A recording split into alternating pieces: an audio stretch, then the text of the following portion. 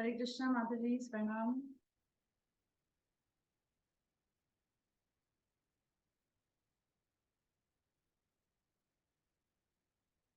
हरे Krishna.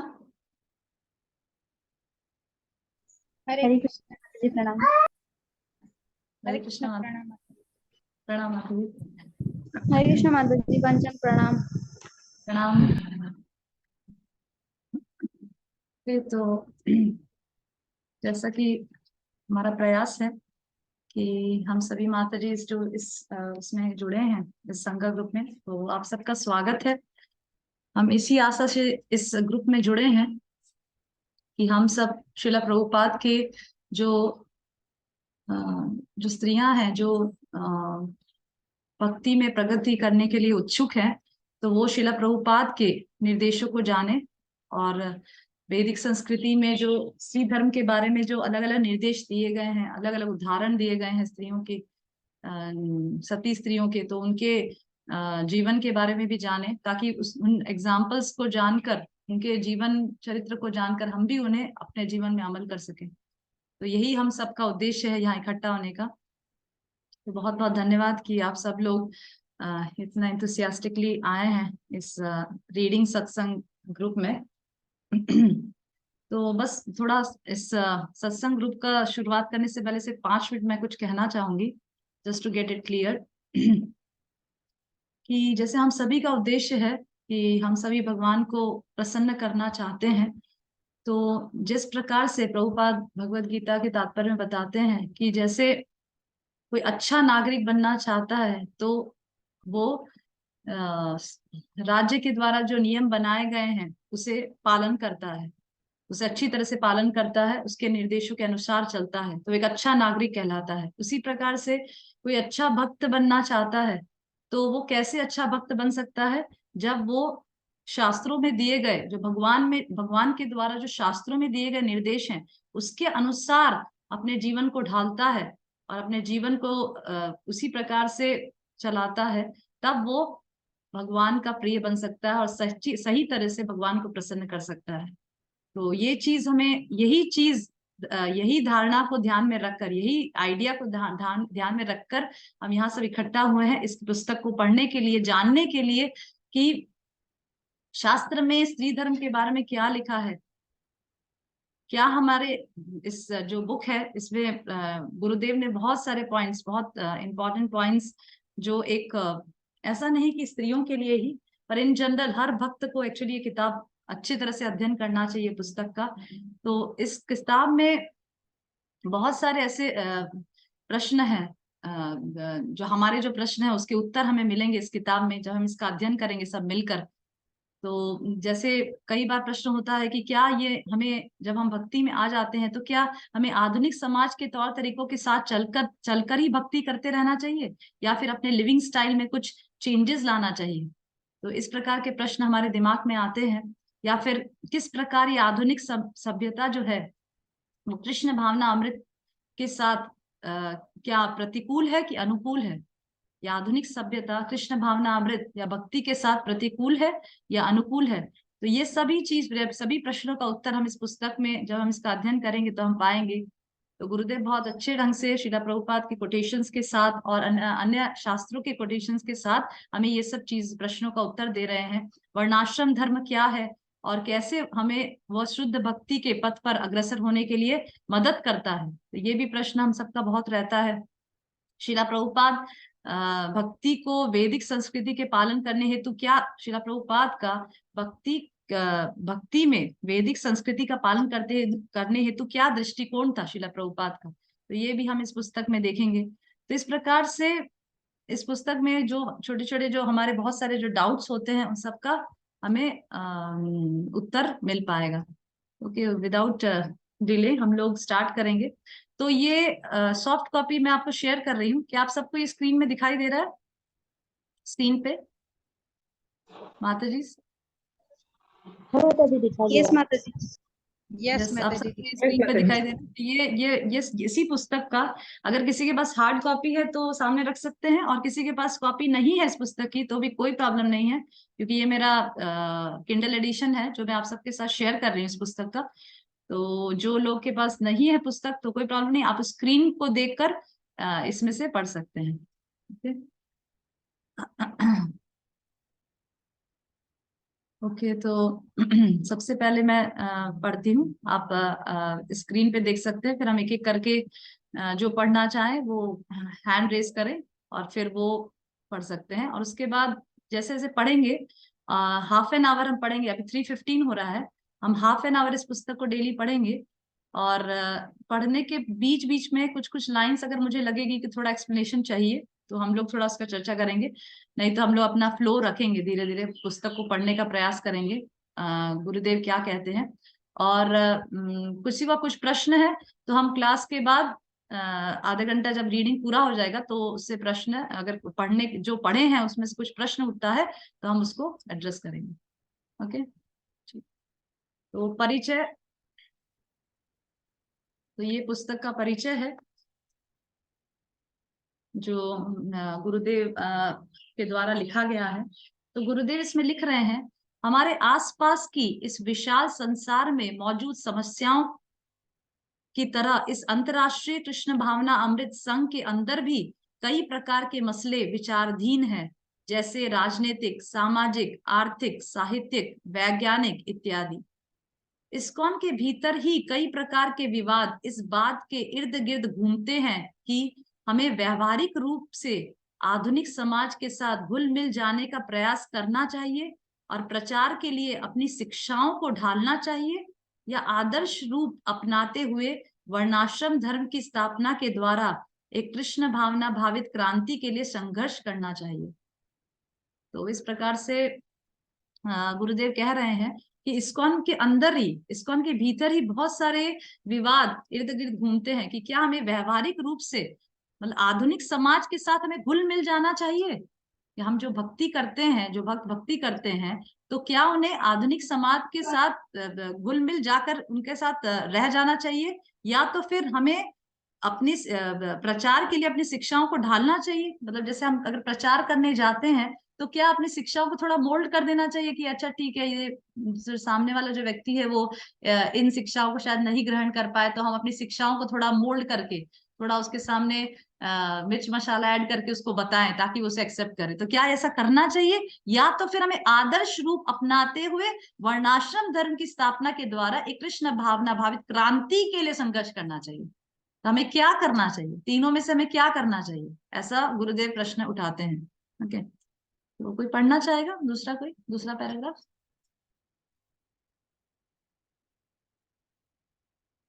Hand raise करिए, मुझे जिस जो पढ़ना चाहेंगे।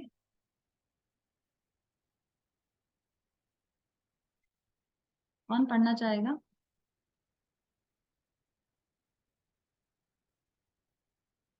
हरे Krishna. Shall I read, Mataji? Hare Krishna. हाँ, yes Madhav ji, yes, yes Madhav ji. One second. One second.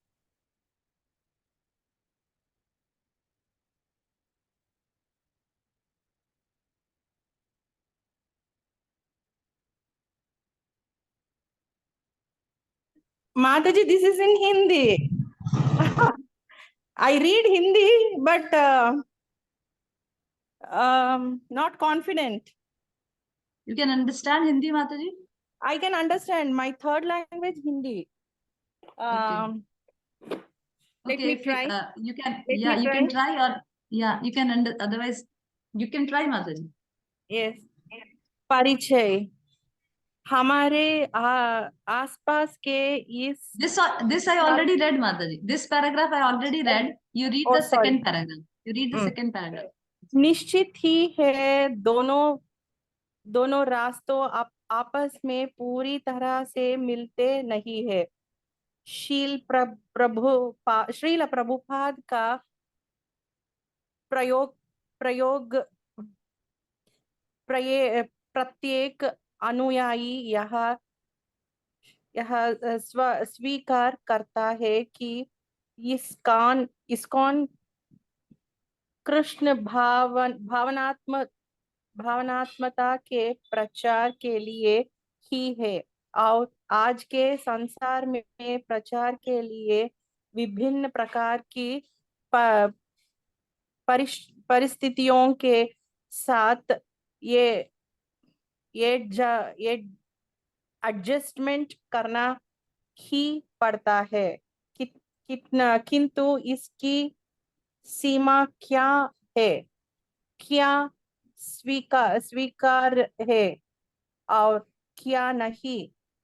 उदाहरण के लिए, क्या रॉन्ग बेड होना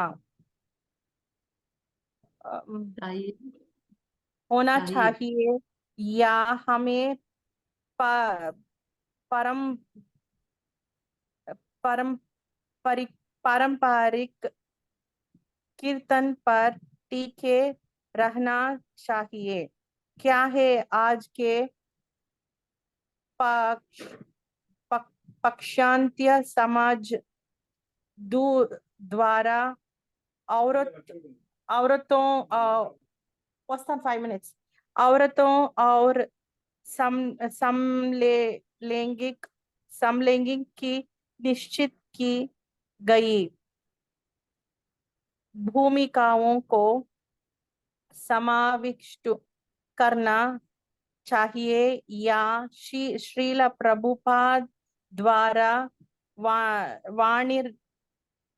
वर्णित खेयों पर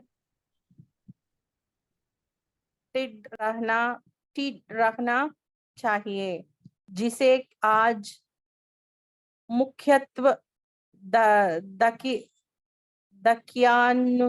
दकियानुसी घोर पक्षपातपूर्ण और अनुचित माना जाता है। इस विवाद का एक कारण भी है कि Srila Prabhupada Thank you, Yes, Mataji. yes, thank you so much, Mataji. You can read nicely, no problem. Yes, okay. तो इसमें कोई कहना चाहेगा? हम जो पढ़ रहे हैं तो हम ऐसा करेंगे कि हर व्यक्ति एक एक पैराग्राफ पढ़ेगा, और वह व्यक्ति जो पैराग्राफ पढ़ा है तो वो जो पढ़ा है उसे सारांश रूप में सबको बताने का प्रयास करेगा कि इसमें गुरुदेव क्या बताना चाहते हैं। तो आप कुछ बोलना चाहेंगे माताजी जो पढ़े हैं? आपको समझ में तो आ रहा है ना हिंदी? हाँ माताजी, समझ रहा है, लेकिन Yes, आज हाँ। नहीं, मैं कल कुछ बात कर लूंगी। आज कुछ काम है, मुझे कुछ बुला रहे हैं, कुछ आपका क्या नाम है माताजी? मेरा नाम चंद्ररेखा देवीदास की है। मैं वेल्लूर, चेन्नई और बैंगलोर के बीच में वेल्लूर है। ओके, जस्ट नो प्रॉब्लम, क्योंकि आपका वो नाम नहीं दिखा रहा है इसमें। Okay okay, yes, thank you Madhuri, thank you so much. Yes, तो इसमें thank you so much. Yes, तो इसमें हम देखते हैं इस पैराग्राफ में गुरुदेव लिख रहे हैं कि श्रीला प्रभुपाद के प्रत्येक अनुयायी ये स्वीकार करते हैं कि कृष्ण भावना अमृत की जो इस्कॉन का जो हेतु है वो क्या है? इस्कॉन का हेतु है कृष्ण भावना अमृत का प्रचार करना, ठीक है। पर आज के संसार में प्रचार करने के लिए विभिन्न प्रकार की परिस्थितियों के साथ एडजस्टमेंट करना ही पड़ता है। तो क्वेश्चन ये है, क्योंकि आजकल हम देखते हैं कि प्रचार के लिए बहुत सारे एडजस्टमेंट करके चलना पड़ता है। अगर हम जैसे कॉलेज में जाते हैं और इतने मॉडर्न गर्ल्स होती हैं तो हम उनको सीधा जाके कहें कि आप तो ट्रेडिशनल कल्चर अपना लो, आप साड़ी में आ जाओ, तो शायद वो लोग कृष्ण भक्ति बिल्कुल छोड़ ही देंगे, वो भक्ति करेंगे ही नहीं। तो गुरुदेव यहाँ लिखते हैं कि एडजस्टमेंट करना है तो कितनी सीमा तक करना है, उसका क्या लिमिट होना चाहिए, और क्या ये जो एडजस्टमेंट जो हमने अपनाया है अपने प्रचार में, जो एडजस्टमेंट अपनाया है तो वो क्या स्वीकार्य है? मतलब वो प्रचार के लिए जो एडजस्टमेंट कर रहे हैं वो क्या एक्सेप्टेबल है, सही कर रहे हैं हम? तो ये चीज हमें सोचना है, ठीक है। जैसे फॉर एग्जाम्पल गुरुदेव बहुत अच्छे से इसको समझा रहे हैं, जैसे रॉक बैंड का होना, जैसे अभी हम बहुत देखते हैं यूट्यूब पे, और काफी वीडियोस एक्चुअली देखकर मैं तो शॉक्ड रह जाती हूँ कि किस प्रकार से इस्कॉन में कृष्ण भावना भक्ति का प्रचार हो रहा है। क्या श्रीला प्रभुपाद इससे सच में इससे प्रसन्न होंगे? जिस प्रकार से भक्ति का प्रचार इस्कॉन में हो रहा है आजकल यूट्यूब में, जो काफी लोग इसमें वीडियोस डाल रहे हैं, किस प्रकार से भजन गा रहे हैं और बहुत मॉडर्न तरीके से उसको भजन को दर्शाया जा रहा है, तो क्या सही में श्रीला प्रभुपाद इसी प्रकार का प्रचार चाहते थे? तो ये सब चीजें हमें दिमाग में सोच कर चलना चाहिए कि जिस फॉर एग्जाम्पल गुरुदेव यहाँ पे एग्जाम्पल देने की, जैसे रॉक बैंड का होना, जैसे बहुत ज्यादा रॉक एंड रोल जैसा हरे कृष्ण महामंत्र को सुनना या उसको गाना, तो क्या ये पारंपरिक कीर्तन पर टिके रहना, कि हमारे दिमाग में ये प्रश्न होना चाहिए कि क्या ये रॉक बैंड जैसा सही है, या तो फिर हमें अपने पारंपरिक कीर्तन पर टिके रहना चाहिए। तो इस प्रकार के प्रश्न हमारे अंदर उठने चाहिए। क्या हमें आज के पाश्चात्य समाज द्वारा औरतों और जो होमोसेक्सुअल्स की निश्चित की गई भूमिकाओं को समाविष्ट करना चाहिए, और या शिला प्रभुपाद द्वारा वर्णित रवैये पर दृढ़ रहना चाहिए, जिसे आज मुख्यतः तकियानुसी या घोर पक्षपातपूर्ण और अनुचित माना जाता है। ओके, तो ये चीज हमें एक्चुअली इसके ऊपर गौर करना अत्यंत आवश्यक है, क्योंकि इस्कॉन में हम देख रहे हैं कि बहुत सारी चीजें ऐसे ऐसी चीजें हो रही है प्रचार के नाम पर, जो हमें जब तक हम ठीक से शिला प्रभुपाद के निर्देशों को नहीं समझेंगे तो हम भी कंफ्यूज हो सकते हैं, हम भी शायद उनके प्रवाह में बह सकते हैं। ओके, तो इसीलिए गुरुदेव कह रहे हैं कि हमें विचार करना चाहिए कि जो पाश्चात्य देश में औरतों और जो होमोसेक्सुअल्स के लिए जो भूमिकाएं निश्चित की गई है, क्या हमें उसे अपनाना चाहिए, या फिर शिला प्रभुपाद द्वारा वर्णित जो जो प्रिंसिपल्स जो बताए गए हैं स्त्रियों के लिए और ये होमोसेक्सुअल्स के लिए, तो उसको, जैसे उसको कई लोग आजकल जो शिला प्रभुपाद जो निर्देश बताए गए हैं कि स्त्रियों को पति के द्वारा चेस्ट रहना चाहिए, फेथफुल रहना चाहिए, और डाइवर्स का भी प्रभुपाद ने बहुत विरोध किया है, और बहुत ज्यादा मॉडर्नाइजेशन को भी विरोध किया है, वैदिक संस्कृति को प्रमोट किया है। तो इस प्रकार से शिला प्रभुपाद के कई जो ऐसे निर्देश है, तो उसको आजकल कुछ भक्त उसको तकियानुसी कहते हैं, यार ये तो घोर पक्षपात है, ये तो स्त्री पुरुष को अलग करना है। क्या स्त्रियों को राइट नहीं है लेक्चर देने का? क्या स्त्रियों को गुरु बनने का राइट नहीं है? क्यों स्त्रियां आगे आकर कीर्तन नहीं कर सकती? क्यों स्त्रियां व्यास आसन पर बैठकर लेक्चर नहीं दे सकती? तो इस प्रकार के विचार मन में आजकल भक्तों के बीच में आ रहे हैं, और उसका काफी हद तक इम्प्लीमेंटेशन हो रहा है। तो हमें इसमें शिला प्रभुपाद का क्या विचार था, तो उसके ऊपर ध्यान पूर्वक अध्ययन करना चाहिए। शास्त्रों में अलग अलग तात्पर्यों में शिला प्रभुपाद ने क्या लिखा है, क्योंकि इस्कॉन संस्था के आचार्य कौन है? इस्कॉन संस्था के आचार्य है शिला प्रभुपाद। अगर हम इस्कॉन के भाग है और अगर हम शिला प्रभुपाद के निर्देशों के अनुसार नहीं चलते हैं, तो we can not say that we are part of ISKCON. Okay, हम अगर शिला प्रभुपाद के निर्देशों को जानते नहीं है, पहले तो जानना इंपॉर्टेंट है, उसके लिए हमें शिला प्रभुपाद की पुस्तकों को ध्यानपूर्वक अध्ययन करना चाहिए कि शिला प्रभुपाद क्या चाहते हैं। अगर आप भागवतम देखेंगे और अध्ययन करेंगे तो उसके तात्पर्य में शिला प्रभुपाद ने कितने सारे ट्रेजर दिए हैं। इवन भगवत गीता के तात्पर्य में भी शिला प्रभुपाद ने सब कुछ सारा ज्ञान लिख दिया है। तो उसके लिए बहुत जरूरी है हम शिला प्रभुपाद की पुस्तक को ध्यान से पढ़ें। ओके, तो इसीलिए गुरुदेव यहाँ पे लिख रहे हैं। Okay, will move to third paragraph. कौन पढ़ना चाहेगा अभी? यस माता जी, मैं ट्राई कर सकती हूँ। अब Yes, मैं माता जी। हिंदी तो बोल नहीं सकती, पढ़ भी नहीं सकती, थोड़ा बहुत। यस माता जी, पढ़िए माता जी। इस Yes. विवाद का एक कारण ये भी है कि श्रील प्रभुपाद ने पाश्चात्य जगत में प्रचार के लिए एडजस्टमेंट किया था, किंतु साथ ही वैदिक संस्कृति को श्रेष्ठता और इसे लाने पर बल दिया था। क्या श्रील प्रभुपाद के सांस्कृतिक एडजस्टमेंट को हमेशा के लिए संस्थागत कर दिया जाए और ऐसे भविष्य में भी जारी रखा जाए, या हमें परंपरागत वैदिक संस्कृति के निकट जाकर और अधिक भारतीयता की उस विरासत को अपनाना चाहिए जिसे श्रील प्रभुपाद ने हमें सौंपा है। कुछ वक्त इस बात को अधिक महत्व देते हैं कि श्रील प्रभुपाद एडजस्ट करने के लिए तैयार थे, जबकि कुछ उनके इस निर्दिष्ट उद्देश्य पर बल देते ही है कि वर्णाश्रम धर्म कृष्ण भावनामृत का सामाजिक ढांचा की ओर बढ़ना चाहिए, ताकि हम इस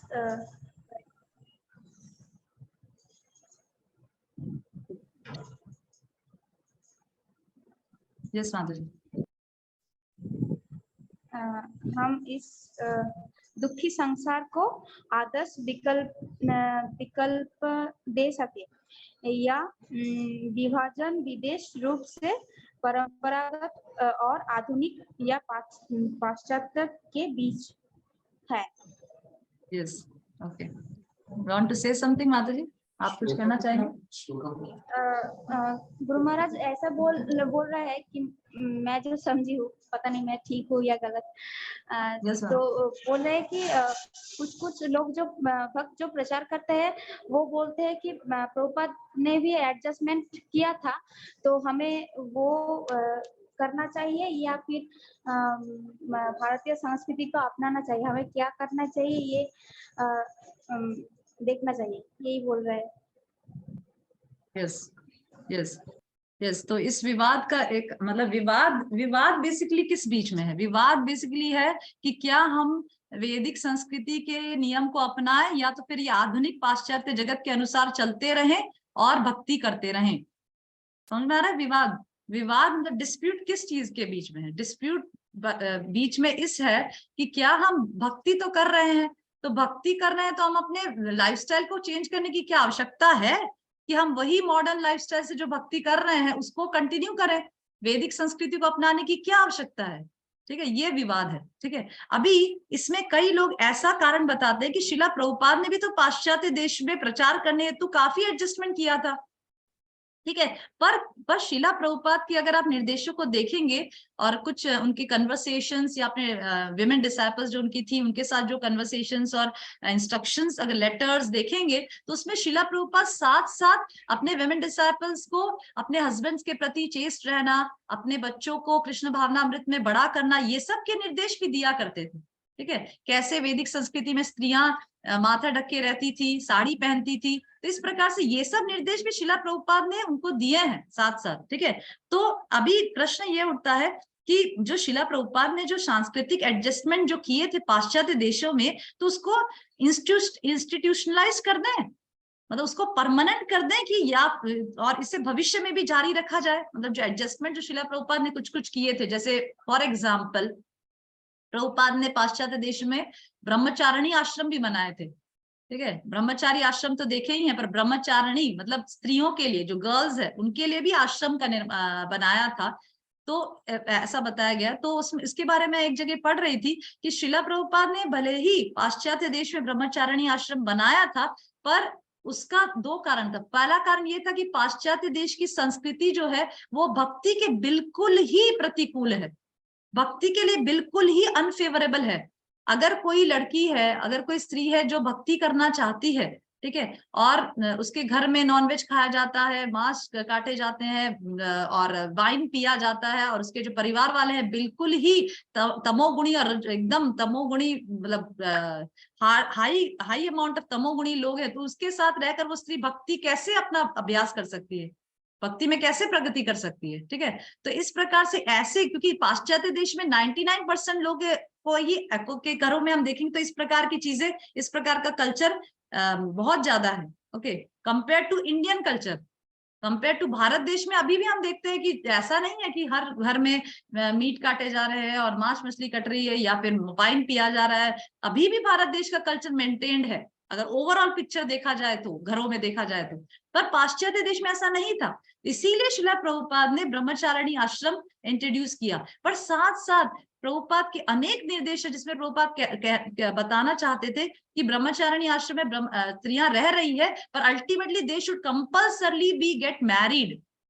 उन्हें समय पर, भले ही वो ब्रह्मचारिणी आश्रम में रह रही है और विभिन्न प्रकार की सेवाएं में इंगेज थी, जैसे डेटी वर्शिप, भगवान की पोशाक बनाना, भगवान के लिए ऑर्नामेंट्स बनाना, बुक डिस्ट्रीब्यूशन में जाना, फिर भी शिला प्रभुपाद निर्देश देते थे, इंस्ट्रक्शंस देते रहते थे कि मिक्सिंग नहीं होना चाहिए, गर्ल्स बॉयज में फ्री मिक्सिंग नहीं होना चाहिए, और अगर ज्यादा मिक्सिंग लग रहा है, वो लोग दो व्यक्ति लड़का लड़की अट्रैक्ट हो रहे हैं, तो they should get married. Okay, तो इस प्रकार के निर्देश शिला प्रभुपाद के थे, साथ साथ उसके साथ साथ थे। और प्रभुपाद का हमेशा यही उद्देश्य रहा है, इंस्ट्रक्शंस रहे हैं कि जो गर्ल्स ब्रह्मचारी आश्रम में रह रही हैं, they should ultimately get married compulsory. Okay, so this is the thing.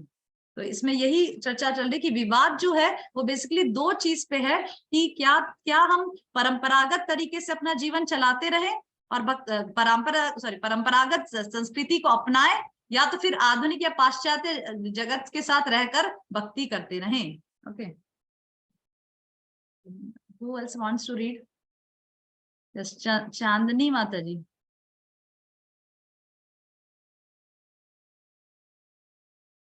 Chandani Mata ji, yes. Hare Krishna. Hare Krishna Mata ji. Yes, read Mata ji.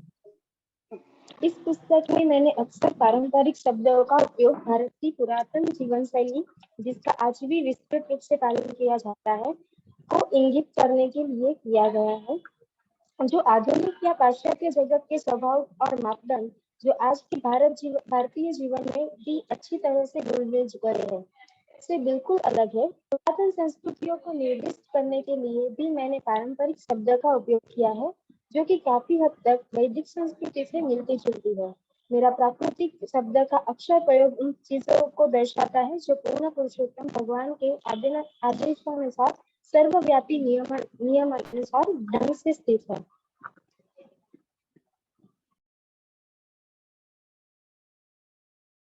Yes, yes, बोलिए माता जी। आप कुछ बोलना चाहेंगे माता जी? हरे कृष्णा। हरे कृष्ण माता जी। यस माता जी, आप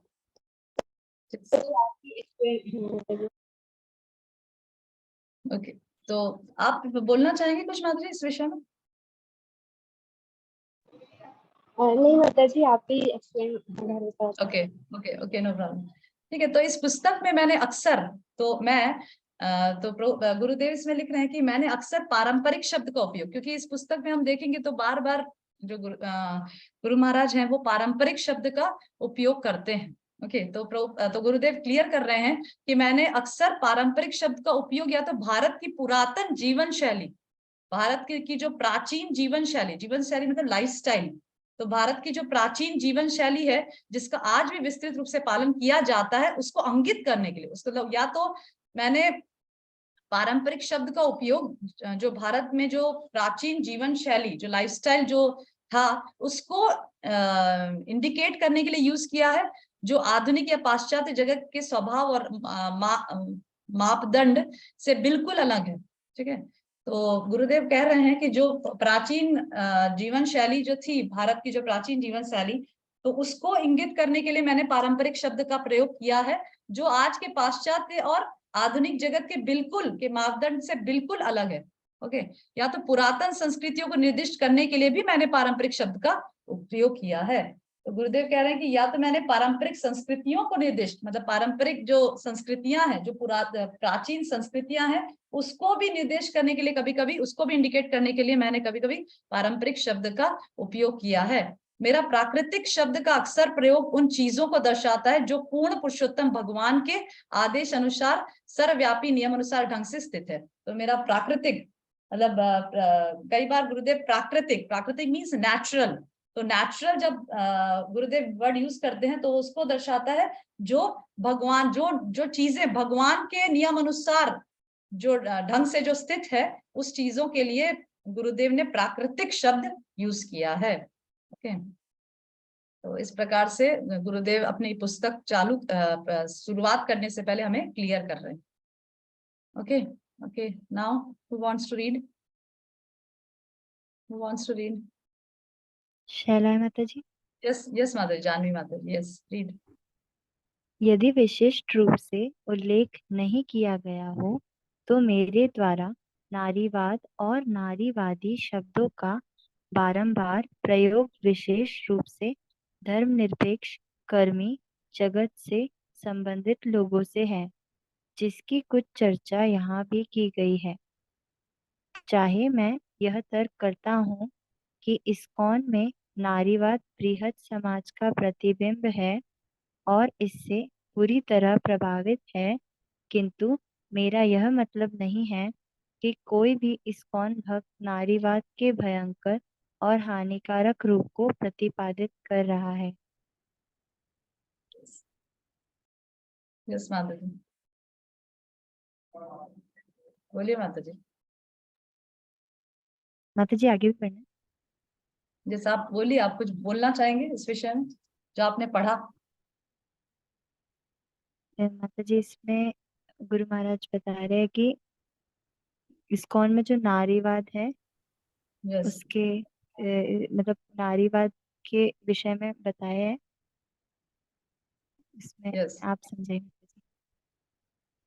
यस यस माता जी। हाँ, तो इसमें इस जो पैराग्राफ है इसमें गुरुदेव नारीवाद के विषय में बता रहे हैं। नारीवाद क्या होता है?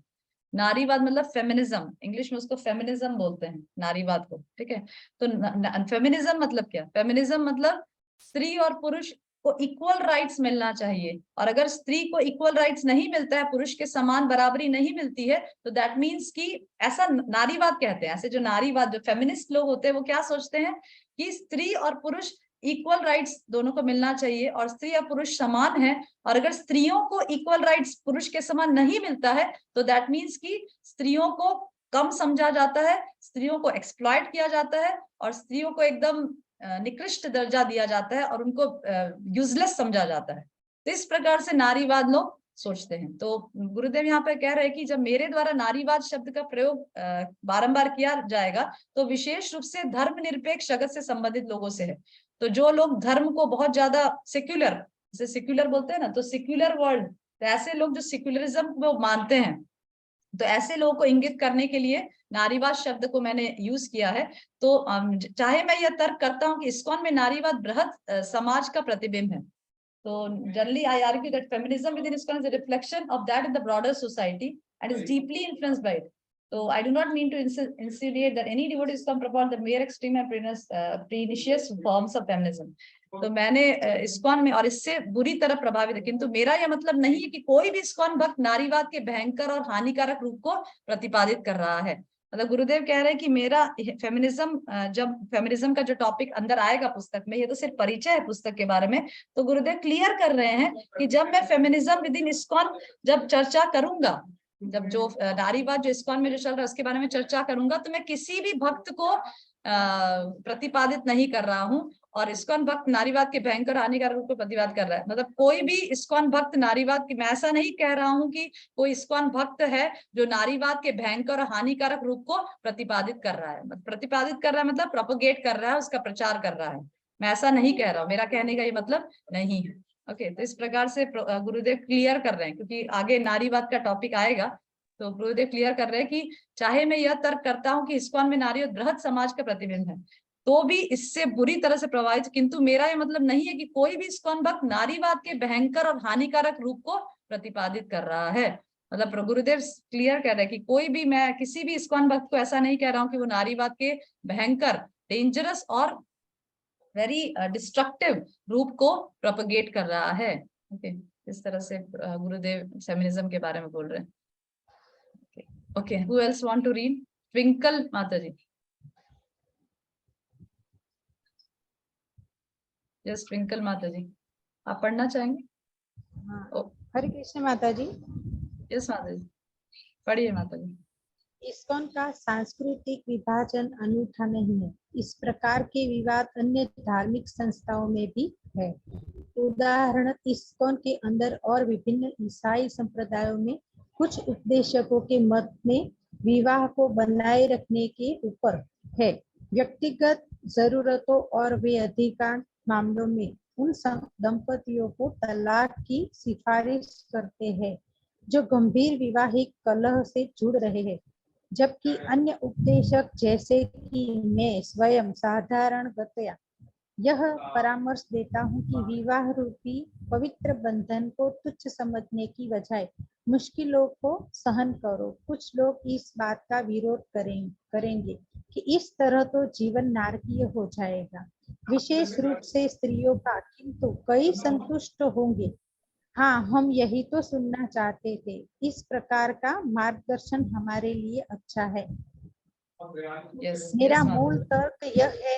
यस यस माता जी, बोलिए माता जी। अभी आप जो पढ़े हैं वो थोड़ा बोलेंगे उसके ऊपर, जो आपने पढ़ा है? नहीं सर, ऐसे नहीं बोल सकते। ओके, तो इसमें इस पैराग्राफ में गुरुदेव ऐसा कहते हैं कि ISKCON की जो सांस्कृतिक विभाजन अनूठा नहीं है। मतलब जो ISKCON में जो ये विवाद है, इस प्रकार का जो विवाद है, वो अन्य धार्मिक संस्थाओं में भी है। ठीक है, तो ISKCON का सांस्कृतिक विभाजन अनूठा नहीं है, अनूठा मतलब यूनिक नहीं है। इस प्रकार का विवाद अन्य धार्मिक संस्थाओं में भी है। फॉर एग्जाम्पल, ISKCON के अंदर और विभिन्न ईसाई संप्रदायों के में कुछ उपदेशकों के मत में विवाह के लिए कुछ डिफरेंसेस हैं। फॉर एग्जाम्पल कि कई धार्मिक संस्थाओं में ऐसा सिफारिश किया जाता है कि अगर विवाह में बहुत परेशानियां हो रही है, बहुत कलह से जूझ रहे हैं, तो वो लोग तलाक की सिफारिश दी जाती है, मतलब they are advise to take divorce. Okay, पर गुरुदेव कह रहे हैं कि मैं पर्सनली इस सलाह को नहीं देता हूं।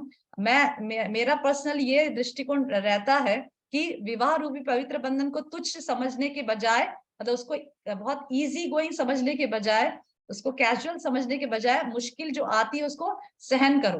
पर कुछ लोग इस बात का विरोध करते हैं, ठीक है। तो ये भी संस्थाओं में डिफरेंसेस रहता है कि कुछ लोग कहते हैं कि ठीक है, विवाह हो गया, मुश्किलें आ रही हैं, बहुत कलह हो रहा है, तो डाइवर्स लेकर अलग हो जाओ।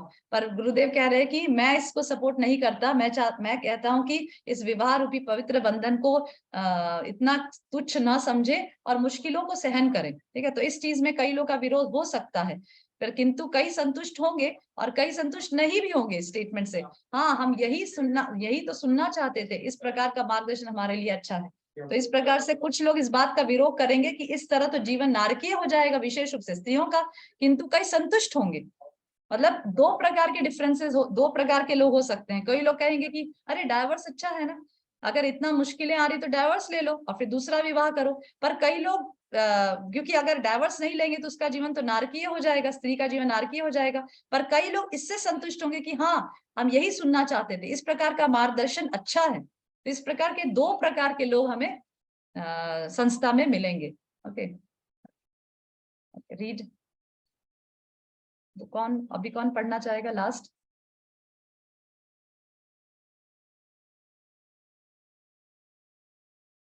हरे कृष्णा।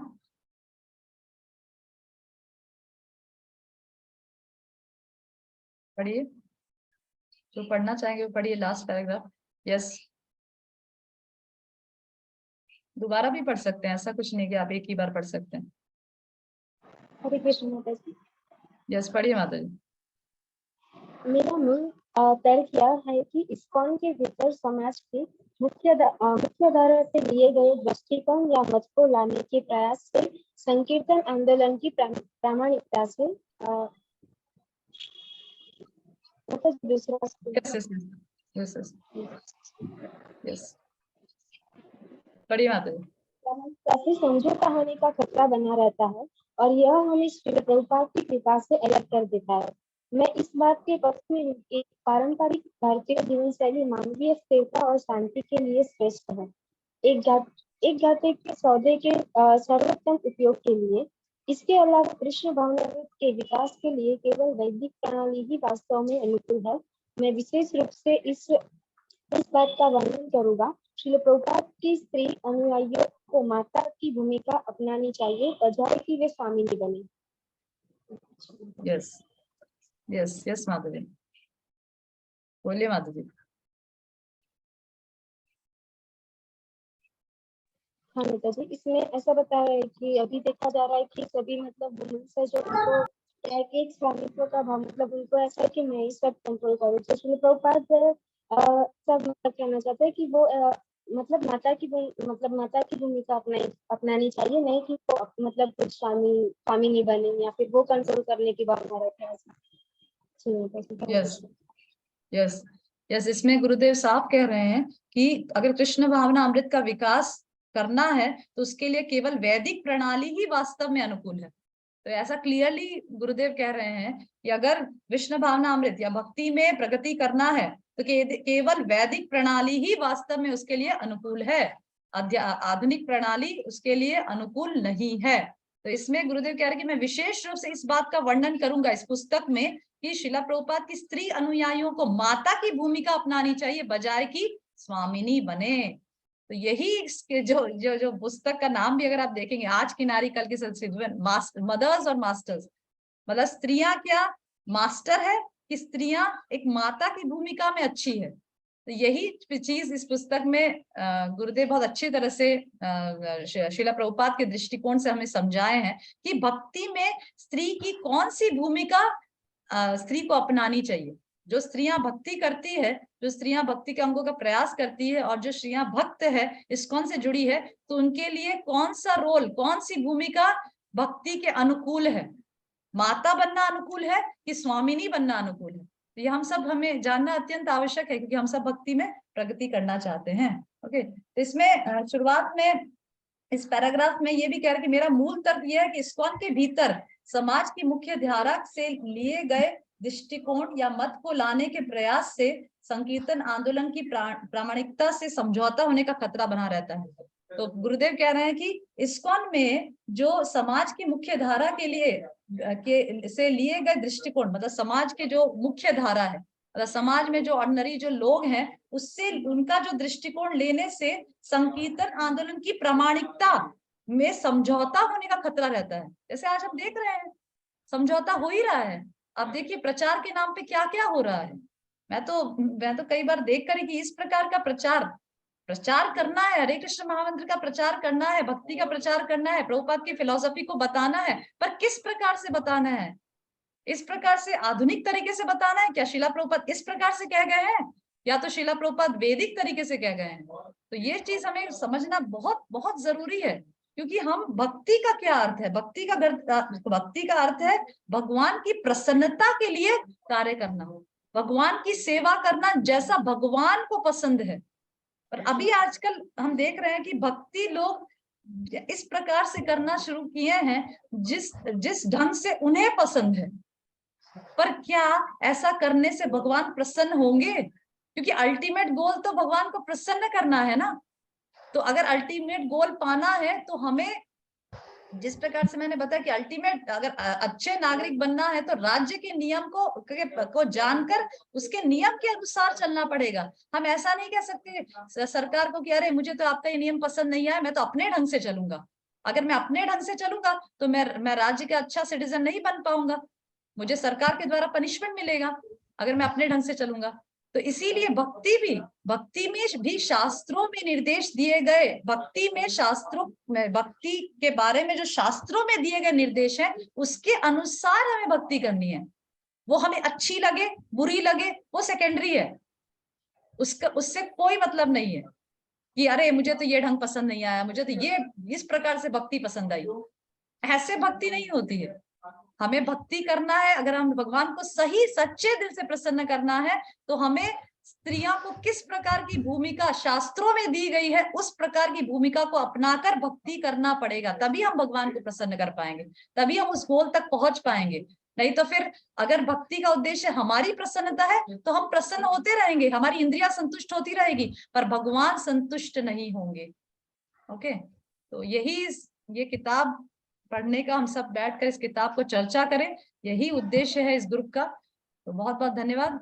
टाइम अप हो गया है, तो कल हम वापस मंडे टू फ्राइडे ये रीडिंग संघ ग्रुप चलेगा। तो आप सब आइए, हम साथ में बैठकर चर्चा करेंगे, और किसी का प्रश्न होगा तो उसको भी हम लोग एड्रेस करेंगे, अगर कोई प्रश्न पूछना चाहता है तो। अगर किसी का प्रश्न है। हरे कृष्ण माता जी। यस हाँ माता जी, वो ग्रुप में टाइमिंग है ना, वो 4 से 5:30 का लिखा हुआ है, तो वो माता जी रेगुलर यही टाइम रहेगा या फिर 4 से 5:30? 4 से 5:30 तो गीता क्लास का टाइमिंग है माता जी। अच्छा ऐसा है माता जी, मुझे पता ये नहीं। तो रीडिंग संघा ग्रुप का तो टाइमिंग है 3 से 3:30 एक्चुअली, पर 3 से 3:30, पर आज थोड़ा लेट हो गया। पर कल से हम लोग शार्प 3 बजे शुरू करके 3:30 खत्म करेंगे, क्योंकि मेरे दूसरे भी क्लासेस रहते हैं, तो इसीलिए हम लोग आधा घंटा पढ़ेंगे। आप सब लोग रेडी, ये स्क्रीन शेयर किया गया है, आप सब लोग थोड़ा सा इसमें इंथुसियास्टिकली पार्ट लीजिए। ये गुरुदेव की एक्चुअली बहुत बड़ी दया है हम सब माताओं को, और ये एक्चुअली जो माताएं इस्कॉन में भक्ति करना चाहती सही ढंग से प्रभुपाद के निर्देशों के अनुसार भक्ति जो करना चाहती उसके लिए एक्चुअली ये वरदान है ये किताब, क्योंकि इसमें प्रभुपाद गुरुदेव ने सारी चीजें टच की है। जैसे जैसे हम इस किताब पे आगे बढ़ेंगे आप देखेंगे हर चीज, जो भी डाउट हमारे माइंड में आता है कि हम ये कर सकते हैं, हम वो कर सकते हैं, हमें कैसे तैयार होना चाहिए, हमें कैसे ड्रेस होना चाहिए, ये सारी चीजों को डिस्कशन, हमें पीरियड्स में क्या करना चाहिए क्या नहीं करना चाहिए, वो सारे टॉपिक्स गुरुदेव ने इस किताब में डिस्कस किए हैं। बस ये है कि हमें इसको खोलकर पढ़ना है, और ये बहुत अच्छा प्लेटफॉर्म है। आप सब लोग आइए, हम संघ में सब पढ़ेंगे और डिस्कस करेंगे, तो हमारे इस पे अच्छे तरह से हमें क्लियर हो जाएगा और स्मरण भी रहेगा। Okay, thank you very much. तो अभी हम लोग कल मिलेंगे रीडिंग संघ ग्रुप में 3 बजे, 3 से 3:30। ओके, हरे कृष्ण माता जी। यस माता जी। थैंक यू माता जी फॉर द वंडरफुल सेशन। मेरा एक क्वेश्चन था माता जी यस कि जैसे आप अभी हिंदी पीडीएफ दिखा रहे थे, ऐसे में इंग्लिश में अवेलेबल हो सकता है क्या माता जी? यस माता जी, इंग्लिश में भी अवेलेबल है। मैं तो पर एक्चुअली यहाँ पे इंग्लिश का बहुत माता जी को प्रॉब्लम है, इसीलिए मैं हिंदी में शेयर किया स्क्रीन, क्योंकि कई माता ऐसे हैं जो इंग्लिश समझ नहीं पाते। मेरे पास तो एक्चुअली इंग्लिश में बुक है, पर फिर भी मैं हिंदी एडिशन का किंडल एडिशन लिया है, क्योंकि कई माता जी हिंदी इंग्लिश, क्योंकि गुरुदेव, दूसरा क्या कि माता जी गुरुदेव की इंग्लिश थोड़ी ज्यादा डिफिकल्ट है प्रभुपाद की इंग्लिश से, तो इसीलिए शायद कई माता जी को इंग्लिश ज्यादा टफ लगे, इसीलिए मैंने हिंदी में स्क्रीन शेयर किया है। माता बाकी जी तो आप उसका इंग्लिश वाले का शेयर कर सकते हैं व्हाट्सएप में इंग्लिश PDF? मेरे पास इंग्लिश नहीं माता जी, मेरे पास इंग्लिश का पीडीएफ नहीं है, मेरे मतलब पास सिर्फ आपके पास हिंदी बुक एडिशन, है? मतलब मेरे पास बुक है, हाँ सॉफ्ट हार्ड बुक कॉपी है मेरे पास। हाँ जी। बुक की सॉफ्ट कॉपी बना के नहीं, बुक की सॉफ्ट कॉपी तो कैसे बनेगी माता जी, मेरे पास तो हार्ड PDF? कॉपी है बुक की। ये किंडल एडिशन तो मैंने खरीदा है, इस किंडल एडिशन को, तो इसको मैं शेयर कर रही हूँ। हिंदी की किंडल एडिशन खरीदी है मैंने, और इंग्लिश की मेरे पास बुक है। आपके पास बुक नहीं है क्या माता जी? नो माता जी। ओके माता जी, इट्स जी, very easily available in the internet माता जी। ये इसकी बुक जो PDF है, नहीं मिली थी। यस मैम, यस माता जी। वो नहीं किंडल बुक। एडिशन मिल रहा है ना माता जी, किंडल एडिशन है अवेलेबल। ओके माता जी, मैं किंडल परचेस एडिशन अगर आप टाइप करें, वेरी चीप ऑल्सो माता जी, ओनली 100 रुपीज, जी माता जी। ओनली 100 रुपीज धन्यवाद। Kindle edition. आप इसको बाय कर सकते हैं, और कोई पीडीएफ मतलब वही किंडल एडिशन जैसा, तो very easy to have this. ये हिंदी एडिशन भी मैंने या इंटरनेट से खरीदा है, 100 rupees. Okay, so thank you very much, we will meet next tomorrow. और अभी जो गीता क्लास में आते हैं तो मैं मिलूंगी 4:15 को गीता क्लास में। आज मंडे वेंसडे और मंडे वेंसडे मेरा गीता का क्लास होता है, तो today there will be Gita class at 4:15। Okay, thank you very much. Hare Krishna. Thank you माता जी। Any questions? और किसी का कोई प्रश्न है इस क्लास के बारे में? माता जी जैसे आपने बोला माता जी कि आप जो इस बुक पढ़ेंगे तो जान जाएंगे हम, तो इसलिए मैं वेट कर रही हूँ। अभी अभी सब प्रश्न पूछेंगे तो बुक पढ़ने का हाँ यस समय माता नहीं जी, रहेगा। जैसे कि जैसे हम मेरा एक आगे प्रश्न बढ़ेंगे। था कि यस माता जी। तो बोलते हैं कि सब ऐसे क्लास दीजिए, संस्कृत को अपनाइए, संस्कृत मतलब संस्कृत में अच्छा होइए, हर वर्सेस आपको इनमें टांग रहना चाहिए। तो मतलब भक्ति में समान है सब। Anyone can give class, anyone can go to the प्रचार प्रीचिंग, सब कुछ कर सकते हैं। लेकिन मैं तो बहुत ही इन सबों में मैं इतना अच्छा नहीं हूँ। तो मतलब मेरे को बोलते हैं तू कैसे भक्ति कर रही है, मतलब ये सब, तो मैं इतना कुछ बोलती नहीं हूँ, नहीं हूँ उनको, तो मैं कैसे दैट उनको इज द शाइनेस इज मतलब द, इसमें आप पढ़ेंगे माता जी, आप जब ऐसे से आगे आएगा, shyness is the instrument, that is the ornament of a lady. वो शाइनेस ही एक्चुअली धीरे धीरे जा रहा है संसार से। इस संसार से एक्चुअली स्त्रियों से अगर कुछ चला गया है तो वो शाइनेस। आप देखिए, आप, मैं तो हर फील्ड में आजकल देखती हूँ, स्पेशली इस्कॉन में, कि मैं जो भी फील्ड में देखती हूँ, इस्कॉन में लेडीज ज्यादा आगे रहते हैं, पुरुष तो पीछे रहते हैं, लेडीज ज्यादा आगे रहते हैं। आजकल एक्चुअली धीरे धीरे शाइनेस, जो प्रभुपाद बोलते थे कि shyness is the ornament of a lady. ऐसा नहीं कि बहुत सारे आभूषण पहन लिए और वो that the lady becomes beautiful, no. Prabhupada used to say, जो स्त्रियों में जो शाइनेस होता है, जो शर्मिंदगी होती है कि वो चार पुरुष के सामने आकर बहुत बोल नहीं करती, चार पुरुष के सामने आकर बहुत जोर जोर से हंसती नहीं है, थोड़ा रिजर्व रहती है, वो डिसेंटली तैयार होती है, पुरुषों के सामने हेड कवर करके रहती है, ज्यादा हंसती, ज्यादा बोलती नहीं है। That is the culture from where we are coming माता जी। यही कल्चर भारत देश की कल्चर है। तो ये कल्चर हमें वापस से माता जी रिवाइव करना है, भले ही संसार कुछ भी करे, why to you be the part of that culture. मेरा ये प्रश्न है, अगर दूसरे लोग उस कल्चर के, उस आधुनिक कल्चर की सभ्यता के पार्ट बन रहे, तो why we be the part. हम अपने कल्चर को मेंटेन क्यों नहीं कर रहे हैं? आजकल मेरे बच्चे कई बार हम लोग वृंदावन टेम्पल या जाते हैं तो मेरे बच्चे मुझे कई बार बोलते हैं कि मम्मी मुझे तो ऐसा लग रहा है कि भारत से ज्यादा, भारतीय स्त्रियों से ज्यादा क्या बोलते हैं, फॉरेन जो लेडीज हैं, जो विदेशी जो लेडीज है, वो ज्यादा अच्छे से भारत की संस्कृति को पालन कर रही है। अगर आप उनकी साड़ी, अगर आप पता नहीं वृंदावन आप आए हैं, वृंदावन टेम्पल में माता जी जाएंगे, मैं विदेशी स्त्रियों जो फॉरेन लेडीज हैं, माता जी जो हैं, उनको देखती हूँ, इतने सुंदर तरीके से वो साड़ी पहनते हैं और माथा कवर करते हैं, हेड कवर करते हैं, और पूरा जो शिला प्रभुपाद ने जो चीजें हमें बताई बहुत सुंदर तरीके से उसको पालन करते हैं, उस संस्कृति को। और वही संस्कृति जो हमारी है, ओरिजिनली जो संस्कृति हमारी है, हम उस संस्कृति को छोड़कर इतने मॉडर्न कपड़े पहनकर मंदिर में प्रवेश करते हैं। क्या मतलब, क्या सोचते होंगे ये फॉरेनर माता जी हमारे बारे में? मुझे तो शर्म आती है उनके सामने कि हमारा कल्चर वो इतनी सुंदर ढंग से अपना रहे हैं और हम उस कल्चर को छोड़कर जोर जोर से पुरुषों के सामने, इस्कॉन में स्पेशली बहुत ज्यादा ये लूज कल्चर दिखाई दे रहा है आजकल। गुरुदेव इसी का खंडन इस किताब में करते हैं माता जी। ये जो किताब है इसमें गुरुदेव इसी प्रकार के कल्चर का खंडन करते हैं, इसको विरोध करते हैं कि ऐसा कल्चर क्यों है। क्या भक्ति का अर्थ ये है क्या भक्ति का मतलब ये है कि हम माला कर रहे हैं तो हम कुछ भी करें? इसका तो मतलब नहीं है। भक्ति का अर्थ तो यह नहीं है कि अगर हम भक्ति कर रहे हैं तो हम किसी के साथ भी सेवा कर रहे हैं। क्या हम स्त्री पुरुष के भेद से ऊपर उठ चुके हैं? क्या हम स्त्री पुरुष के भेद से ऊपर उठ चुके हैं? क्या हम आत्मा के स्तर पे पहुंच चुके हैं क्या, जो हम स्त्री पुरुष के भेद को भेद हमारे ऊपर लागू नहीं होते? क्या हम सुखदेव गोस्वामी के स्तर पे पहुंच चुके हैं?